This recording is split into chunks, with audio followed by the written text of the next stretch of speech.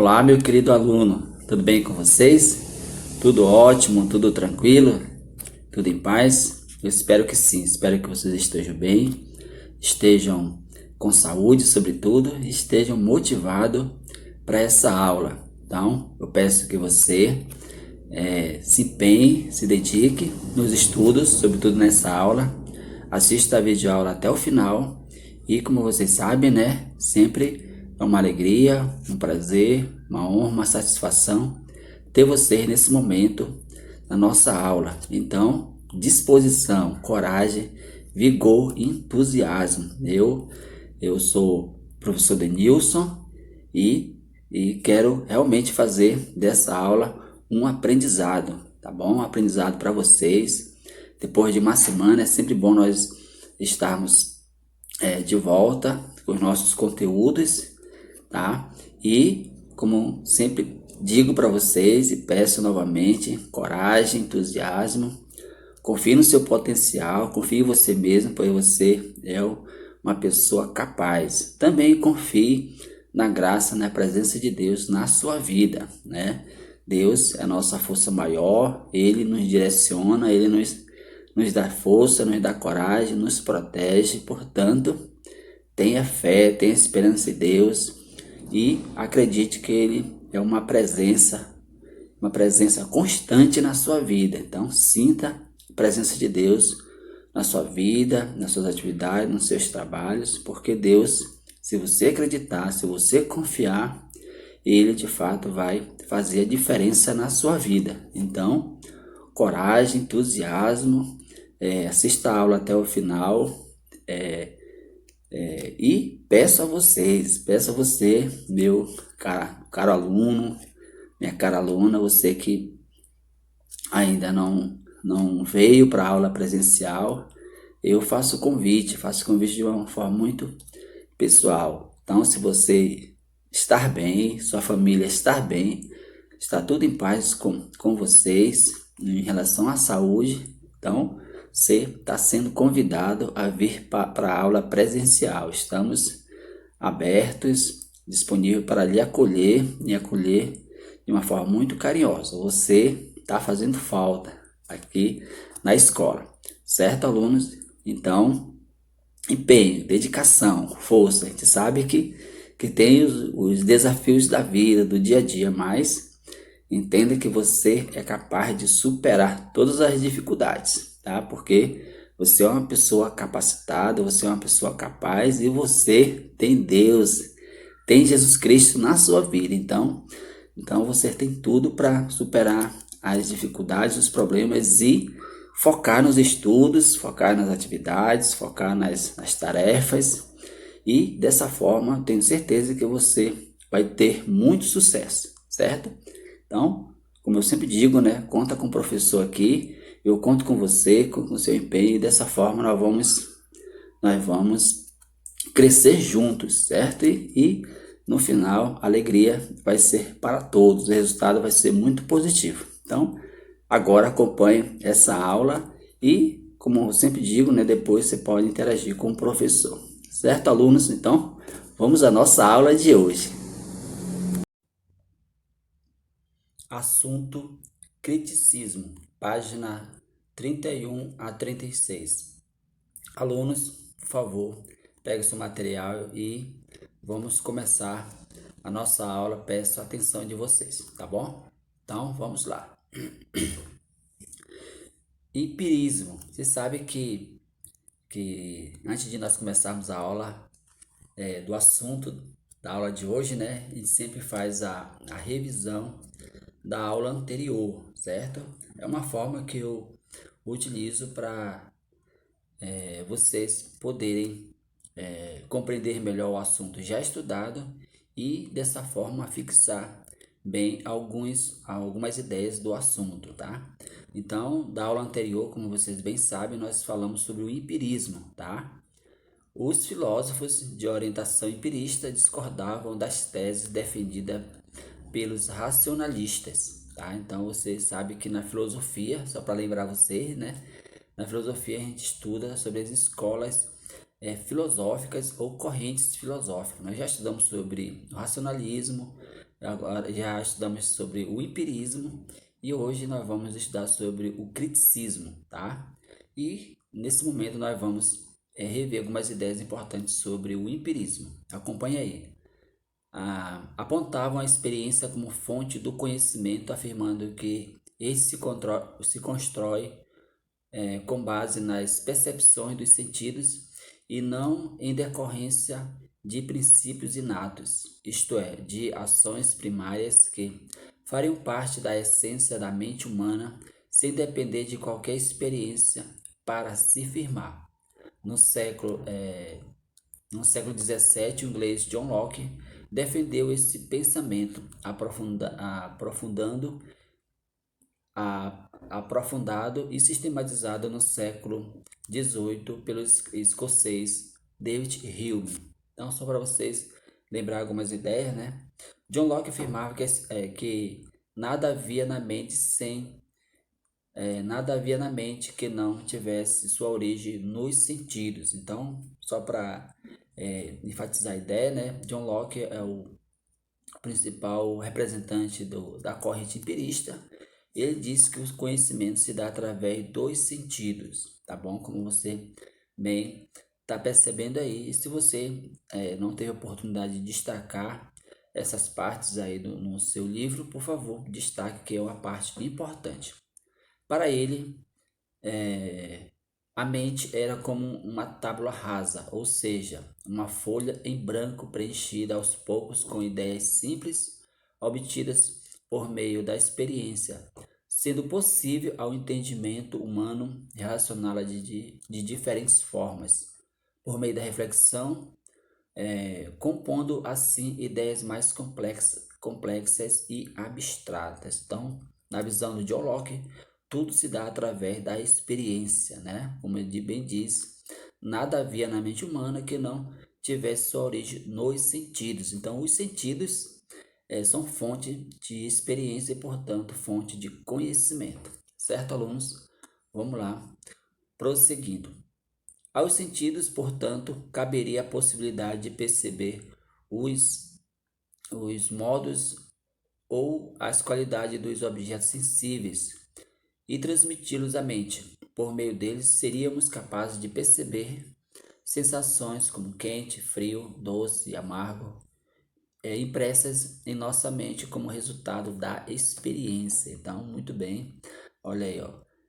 Um exemplo é você tomar um suco de cupuaçu, né? A gente sabe que o cupuaçu é ácido, né? É azedo. Não, por que você sabe disso? Porque você já fez a experiência de tomar um suco de cupuaçu. Então, você sabe porque você fez a experiência.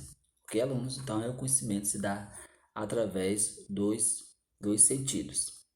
Logo, o conhecimento seria elaborado em duas etapas: pelos sentidos externos, sensações, e pelo sentido interno, reflexão, que é a percepção da mente sobre o que é captado pelos sentidos externos. Então, tá aí, alunos, de uma forma bem fácil, né, para você entender em que consiste de fato o conhecimento na visão dos empiristas e também sobretudo na percepção de John Locke. Locke também descrevia o sentido interno como a ocorrência de percepções da mente sobre suas próprias operações, capacidade chamada de reflexão. Segundo ele, mesmo a reflexão depende da experiência por meio da qual a mente capta conhecimento recebidos do exterior e abastece o entendimento com outras ideias, tais como perceber, pensar, duvidar, acreditar, raciocinar, querer. Então, tudo isso aí tem como fonte principal a experiência, tá? Então, olha aí um detalhe importante, se você não grifou, grifa aí. Segundo ele, mesmo a reflexão depende da experiência. Então, para eu pensar, refletir, eu preciso ver alguma coisa, eu preciso ler, eu preciso saber do que se está se tratando, né? Por exemplo, você, aluno, para você interagir com o professor, para você fazer pergunta, você precisa ter contato com o assunto. De que forma você tem contato com o assunto? Através da leitura, na qual você vai usar vai usar os seus sentidos, né? E a partir desse primeiro contato você vai estabelecer uma reflexão, tá? Então tudo se dá através do contato com os sentidos portanto, a experiência, certo? Vamos lá prosseguindo. Agora vamos conhecer as ideias de David Hume, considerado um filósofo cético, tá? Então tá aí no que consiste os filósofos céticos. Os céticos colocavam em dúvida a possibilidade de alcançar um conhecimento seguro da realidade. Para ele, o conhecimento tem como base a experiência. No entanto, tá, alunos, aqui está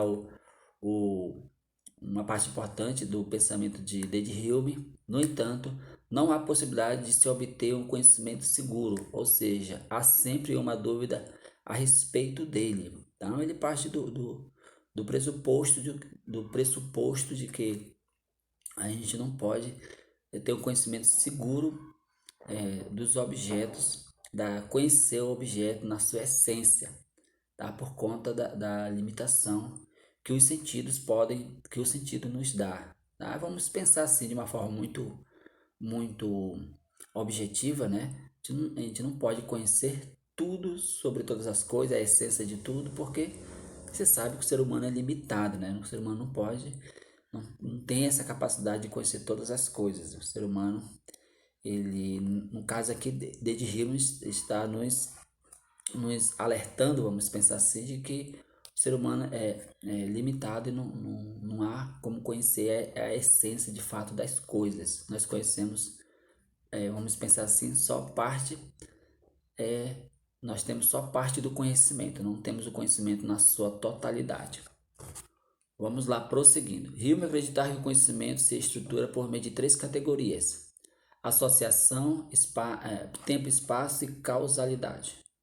Ao elaborar essa classificação, julgou superada a concepção da relação entre sujeito e objeto, segundo a qual o conhecimento seria um reflexo do mundo externo, representado na mente humana, de forma idêntica à sua realidade. De acordo com o filósofo, ao observar um objeto, a reflexão do sujeito internaliza a sua imagem, condicionando às suas próprias categorias. Então, a gente percebe um objeto e a gente vai conhecer de acordo com a capacidade que nós temos, de acordo com o nível de conhecimento que nós já temos, de acordo com a experiência que o indivíduo tem, assim por diante, ok? Hume acreditava, Hume defendia a experiência como fonte do conhecimento, mas conhecimento sempre limitado e preso aos hábitos. Então, veja aí, só para reforçar a ideia de que não podemos conhecer as coisas na realidade, conhecer a essência das coisas. Não acreditar, por exemplo, que um fenômeno fosse causa ou efeito de outro. O hábito de observar alguns fenômenos ocorrendo em sequência é que levava as pessoas a imaginar uma lei de causalidade entre eles. Para o filósofo, o hábito ver o sol nascer todas as manhãs não garante que ele irá nascer amanhã, a não ser o hábito de acreditar na relação necessária entre a causa, o nascer do sol, e o seu efeito, o sol nascer todas as manhãs. Essa relação causal ocorre com base no tempo e no espaço, tá? Então, só para enfatizar sobre a ideia de Hume, né? Ele deixa claro que não podemos confiar no hábito, porque o hábito não é garantia não é certeza de nada. O fato de a gente saber que o sol nasce todas as manhãs, isso não nos garante que ele irá nascer amanhã. Olha só, um exemplo mais fácil para você entender. Quem garante a você que você está assistindo essa videoaula, que daqui a uns 10 minutos a sua internet pode cair, né? Você acredita através do hábito, mas o hábito não dá garantia, não dá certeza disso, certo? Então, acho que é um bom exemplo para você entender bem esse pensamento de David Hume, certo, alunos? Ok? Eu acredito que deu para vocês entenderem bem a questão do empirismo, né? Em que consiste de fato essa escola, essa corrente de pensamento. E agora vamos de fato para a aula de hoje, viu, alunos? Então, atenção aí, acompanhe comigo aí, por favor. E nosso assunto é o criticismo, tá? Comparando as teses de racionalistas e empiristas sobre o conhecimento, é possível perceber que eles concordavam pelo menos em dois pontos: na experiência do sujeito conhecedor e do objeto conhecido. Então, de fato, isso é verdade. Então, é o sujeito que conhece, tá? Na experiência do sujeito que conhece, respectivamente a mente ou a razão, e o mundo ou a realidade, e na noção de conhecimento como apreensão do objeto pelo sujeito. Então, de fato, quem conhece é o sujeito, é o ser humano que conhece. Portanto, tá? Ele apreende, ele conhece o fenômeno, vamos pensar assim, aquilo que está sendo posto ao conhecimento, aquilo que está por conhecer, tá? Qualquer assunto, qualquer fato, qualquer realidade pode ser objeto de conhecimento do ser humano. Por quê? Porque o ser humano vai pesquisar, vai investigar, vai tentar conhecer de fato em que consiste aquele assunto, no caso aqui, né? Ou aquela realidade, enfim. Tá, alunos? Vamos lá. Basicamente, racionalistas e empiristas mantinham o objeto conhecido no centro da reflexão sobre o conhecimento como algo pronto que o sujeito deveria apreender, tá? A questão atenção aí em relação ao sujeito que deveria apreender, significa conhecer de fato o objeto a ser estudado. A questão de que os movia era de encontrar o método mais adequado para garantir essa apreensão. Então, aluno, vocês sabem aí, como a gente já está discutindo há muito tempo, né? Aqui nessas aulas de filosofia, a gente está tratando do conhecimento, tá? Da epistemologia, certo? Teoria do conhecimento. E qual é a melhor forma de nós conhecermos? Qual é o melhor método, né? Essa é a grande pergunta que a gente se faz. Então, você vai perceber aí que nós já estudamos sobre alguns métodos para conhecer, né? Para dar uma apreensão, conhecer a realidade da melhor forma possível. Então, nós já vimos sobre o racionalismo, o empirismo, e agora nós estamos vendo sobre o criticismo, e tem outras correntes que afirmam como se dá o conhecimento, tá? E vocês já perceberam que cada escola de pensamento, cada linha de pensamento tem filósofos que defendem as suas ideias, as suas teses, né? Então, por isso que diz, a questão que os movia era de encontrar o método mais adequado para garantir essa apreensão. Qual é o método mais adequado para nós compreendermos bem uma realidade, um assunto?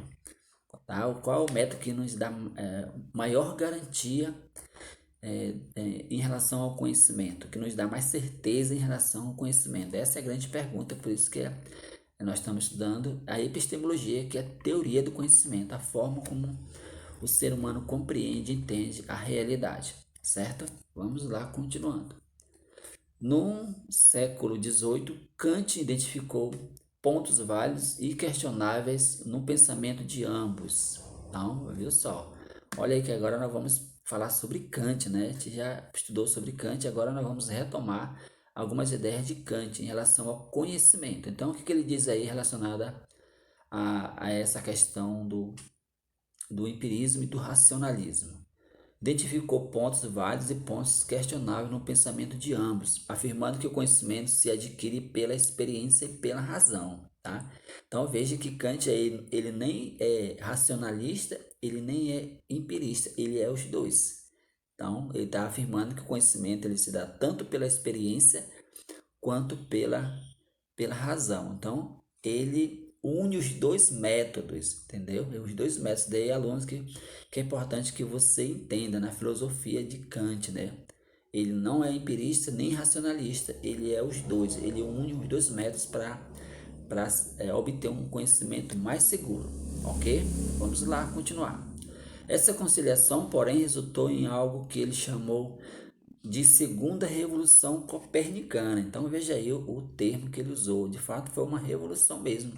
E como eu já enfatizei para vocês, Kant é um filósofo muito importante, pois ele criou um sistema filosófico, né? Então vale a pena nós conhecermos bem esse filósofo, conhecer bem a sua filosofia. E outro detalhe importante, viu, alunos? Ele costuma cair bastante nos vestibulares, nos concursos e provavelmente no Enem. Então, é de extrema importância você conhecer bem a filosofia desse filósofo e nós estamos conhecendo, né? Então, vamos lá continuar.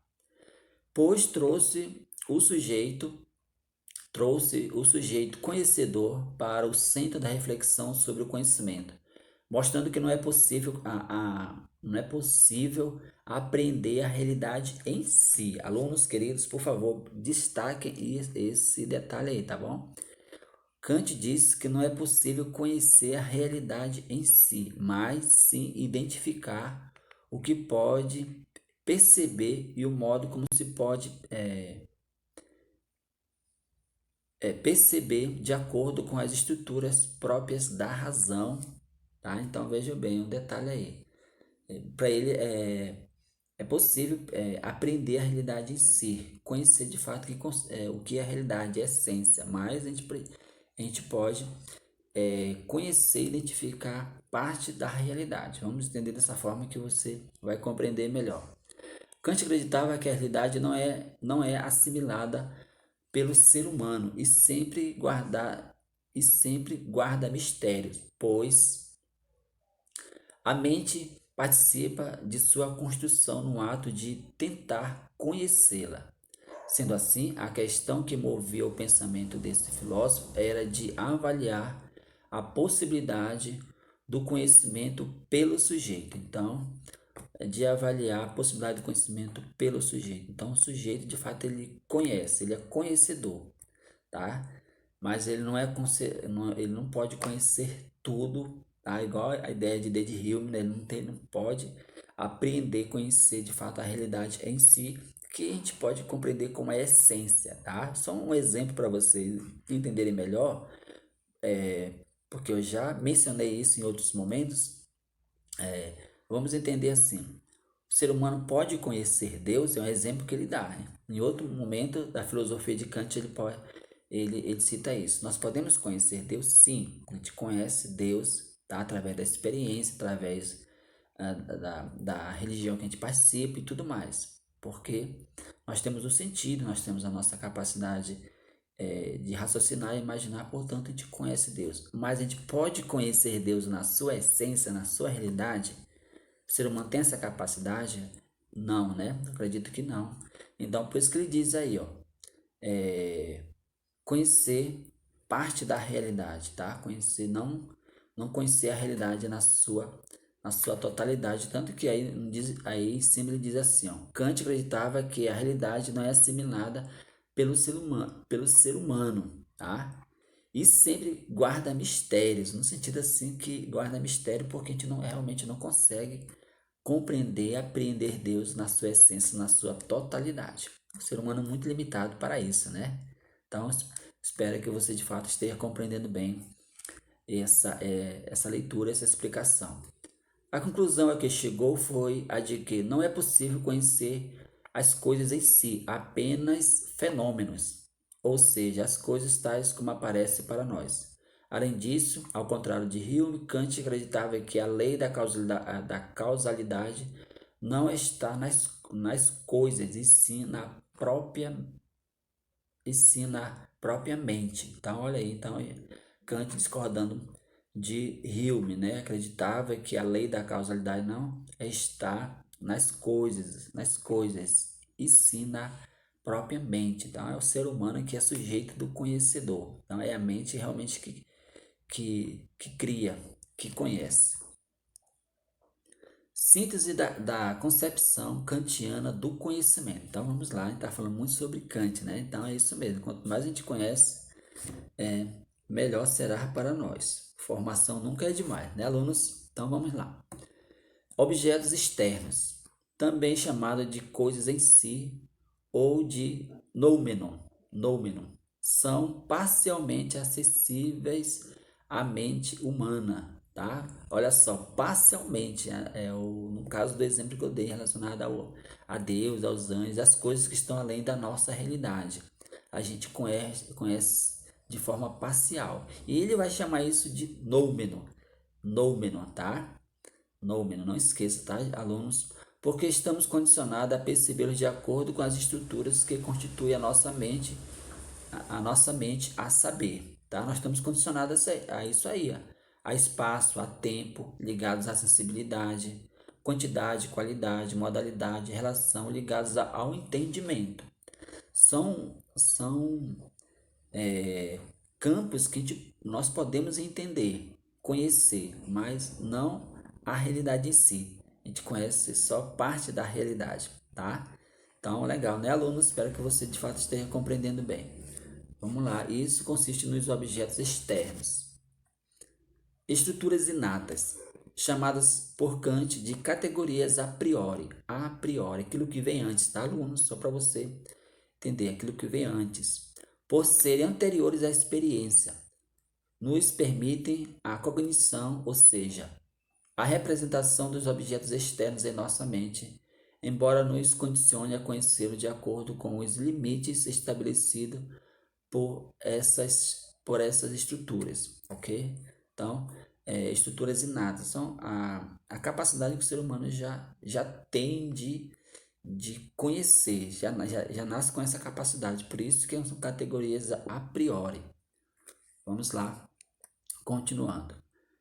Representação do objeto externo, resultante da interação da experiência com as categorias a priori da mente humana. Nesse processo, os conceitos obtidos de pirâmide ou de triângulo, por exemplo, são a posteriori, ou seja, a posterior à experiência. Então, a posteriores é depois da experiência, tá? São representações do objeto externo.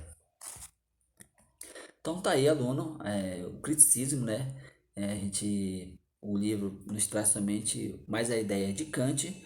O importante é a gente entender nesse conteúdo que Kant ele não é nem racionalista nem empirista, porém ele se utiliza dos dois métodos para conhecer e dessa forma dá mais credibilidade, vamos pensar assim, ao conhecimento, ao objeto que estamos conhecendo. Então, vocês perceberam aí que ele fala do nômeno e do fenômeno, né? O que é o nômeno? É o conhecimento que a gente conhece parcialmente, né? A gente não pode conhecer ter o conhecimento na sua totalidade, na sua essência, tá? A gente conhece apenas parcialmente. O exemplo, né, é Deus, que eu já citei. E depois é o objeto, o fenômeno, né? O fenômeno que a gente sim podemos conhecer com mais profundidade, porque a gente leva em consideração o espaço, o tempo, tá? E tudo mais que a realidade nos oferece, tá? Então aí, tá aí, aluno. Espero que você tenha compreendido e entendido muito bem esse conteúdo. E fico por aqui.